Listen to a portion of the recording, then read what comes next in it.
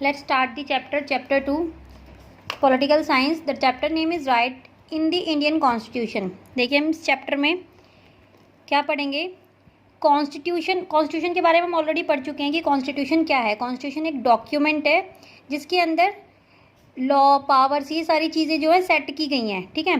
तो कॉन्स्टिट्यूशन सिर्फ एक कंपोजिशन नहीं है, अलग अलग ऑर्गन्स का ये रिलेशन भी है, एक दूसरे को रिलेट भी करता है। A constitution is not only about the composition of a various organ, यानी कि जो इसमें ऑर्गन्स हैं, कंपोजिशन ये एक दूसरे को रिलेट भी करता है। Then the constitution is a document है set limits on the power, यानी कि जो गवर्नमेंट्स में जिन्हें पावर्स प्रोवाइड करी गई हैं उनकी एक लिमिटेशन भी है। इसमें फंडामेंटल राइट्स भी इंक्लूड है पार्ट 3 में। देन देखिए हमारे इसमें चैप्टर में 2 स्टोरी दी गई हैं, द इम्पोर्टेंस ऑफ राइट्स, इससे रिलेटेड 2 स्टोरी दी गई हैं। एक स्टोरी है एशियन गेम से रिलेटेड और दूसरी स्टोरी है मकैल लेलेंग से। तो एशियन गेम्स के बारे में क्या बताया गया है, देखिए द गवर्नमेंट इंगेज्ड है कॉन्ट्रैक्ट में, तो कॉन्ट्रैक्टर को एम्प्लॉयज़ की नीड है। तो जो कंस्ट्रक्टर है बहुत गरीब कंस्ट्रक्टर है, तो इनसे क्या करते हैं, काम भी ज़्यादा कराया जाता है। भाई एशियन गेम के लिए स्टेडियम पूरा रेडी हो रहा है, हर एक चीज़ के लिए कंस्ट्रक्शंस का काम कराया जाएगा क्योंकि हमारी कंट्री में एशियन गेम होने हैं। तो जो वर्कर्स हैं उनसे काम कराया गया, जैसे कि फ्लाईओवर बनाए गए, स्टेडियम्स बनाए गए। अब इन जो गरीब लोगों की कंडीशन बहुत ज़्यादा ख़राब थी, बहुत कम इन्हें पे किया जाता था और इनसे काम बहुत ज़्यादा किया जाता था, ठीक है। तो एक स्टोरी तो ये हो गई। तो इसमें इनके राइट का वायलेंस हो रहा है। तो जो एक टीम है सोशल साइंटिस्ट स्टडी देयर, इन्होंने क्या करा, इनके पुअर्स की कंडीशन देखी और पिटिशन फाइल की सुप्रीम कोर्ट में इनके राइट से रिलेटेड की fundamental rights against the exploitation. ये जो राइट है फंडामेंटल राइट इंक्लूड है राइट अगेंस्ट द एक्सप्लॉयटेशन, कि राइट अगेंस्ट द एक्सप्लॉयटेशन के बिहाफ पे इन्होंने एक फाइल सुप्रीम कोर्ट में केस फाइल किया। देन एक ये हो गई। दूसरी स्टोरी है मकैल की। इसमें क्या है, ये जो मकैल होता है ये 23 ईयर्स का होता है, तो इसे अरेस्ट कर लिया जाता है क्योंकि इसका जो विलेज है ये मारीगांव डिस्ट्रिक्ट आसाम में है। तो इसके ऊपर चार्ज लगाया जाता है कि इसने किसी को मारा। अब जब इसे अरेस्ट किया गया तो ये देखा गया कि मेंटली थोड़ा डिस्टर्ब है, अनस्टेबल है, तो इसे ट्रीटमेंट के लिए डॉक्टर्स के पास भेजा गया। तो डॉक्टर्स ने 2 बार जेल में इंफॉर्मेशन भेजते हैं 1967 में और 1996 में कि ये फिट है, आप इसे अब ट्रायल के लिए लेके जा सकते हैं, लेकिन पुलिस की साइड से कोई भी एक्शन नहीं होता। तो जब ये 77 ईयर का हो जाता है 2005 में, तब इसे रिलीज कर दिया जाता है, यानी कि 54 ईयर्स ये मेंटल असाइलम में रहता है।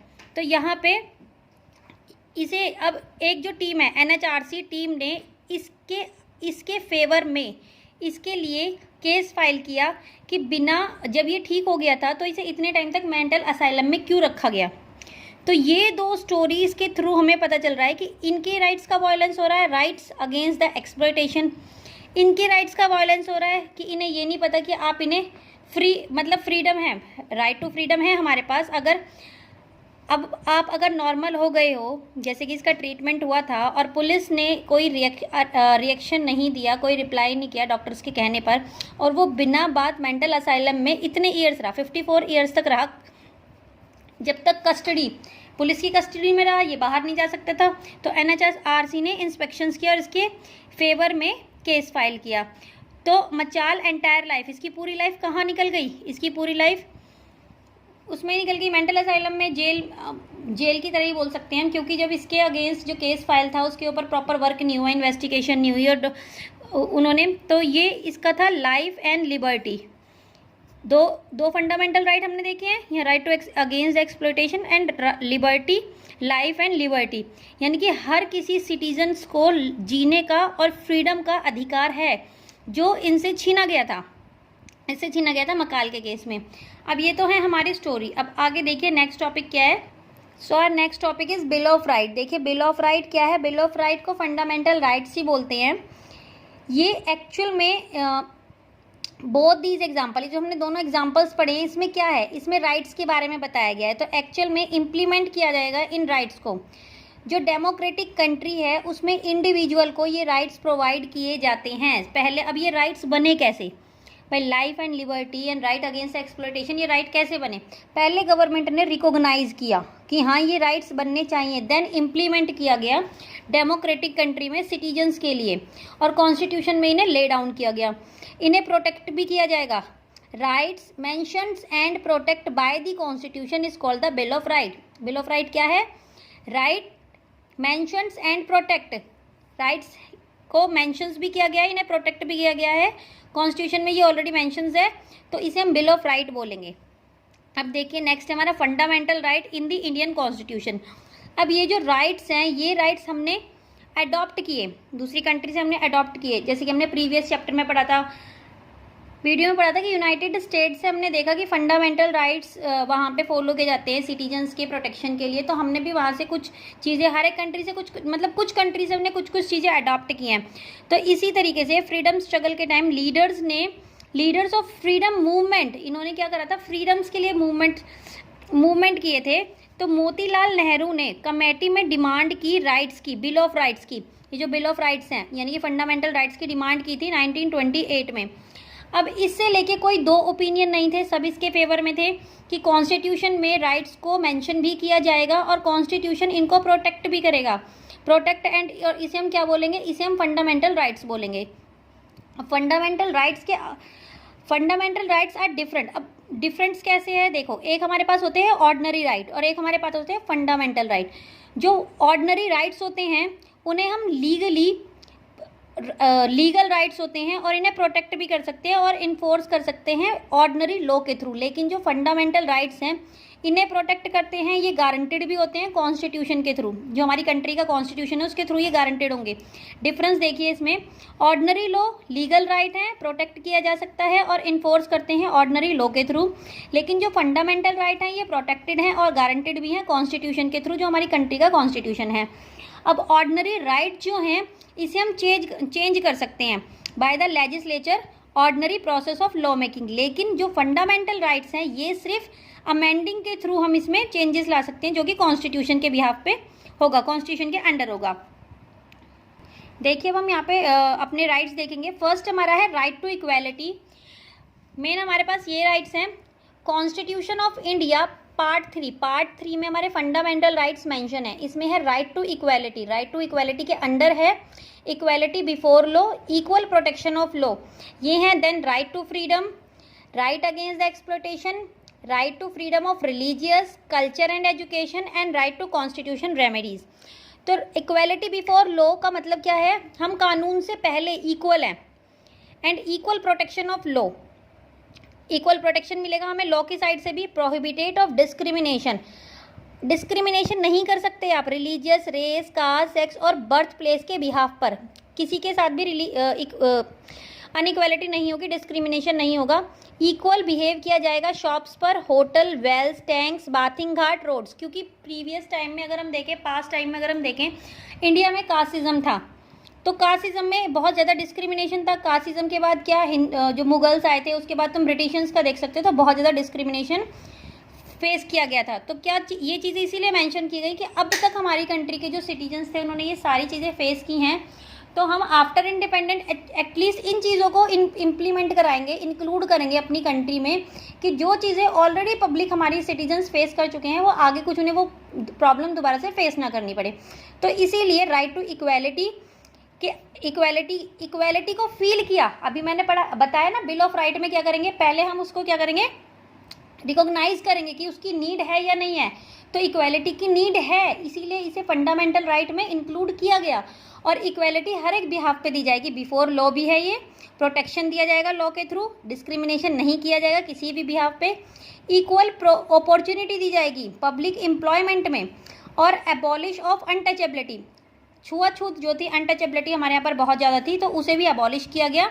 एंड एबॉलिशन ऑफ टाइटल्स, जो एक टाइटल दी जाती है हर एक को, कि भाई किसी को कोई टाइटल दे दिया, किसी को, तो वो टाइटल भी खत्म किया जाएगा। अब आप किसी को किसी टाइटल के थ्रू नहीं रिकॉग्नाइज करोगे। अब है राइट टू फ्रीडम।